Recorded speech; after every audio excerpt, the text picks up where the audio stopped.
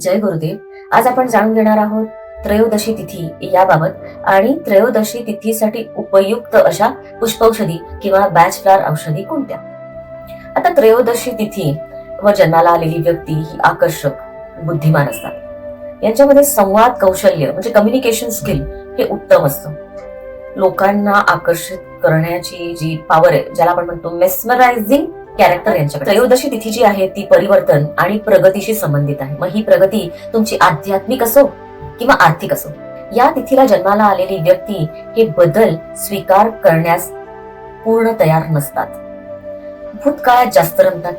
नवीन गोष्टी शिकण्याकडे यांचा कल असतो. त्रयोदशी तिथीला सगळ्यात जो मी आतापर्यंत बघितलेला अनुभव मी सांगते तो म्हणजे ग्रजेस होल्ड करणं. आता ग्रजेस होल्ड करणं म्हणजे काय की लेट गो न करणं. एखादी गोष्ट तुम्हाला मनात रुतली, सोडून द्यावं आणि त्याचा त्रास तुम्हालाच होत असतो हे मात्र त्रयोदशी तिथीच्या व्यक्तीला कळतच नसतं. त्या व्यक्तीने मला चॉकलेटसाठी नाही विचारलं, मी पार्टीला गेले होते, मला कॉम्प्लिमेंटच नाही मिळाली, सगळ्यांना कॉम्प्लिमेंट मिळाली, मला कॉम्प्लिमेंट नाही दिली माझ्या बॉसने.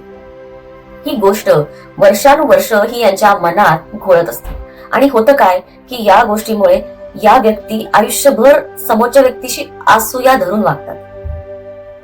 पण यामुळे तुमचं मन मात्र कलुषित होत असतं. या गोष्टीकडे त्रयोदशी तिथीचं लक्ष कधीच जात नाही. तर यासाठी यांना उपयुक्त अशा औषधी कोणत्या, तर पहिली आहे वॉलनट.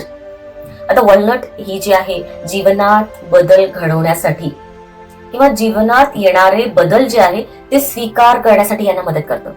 नवीन परिस्थितीशी जुळवून घेण्यास मदत करतं.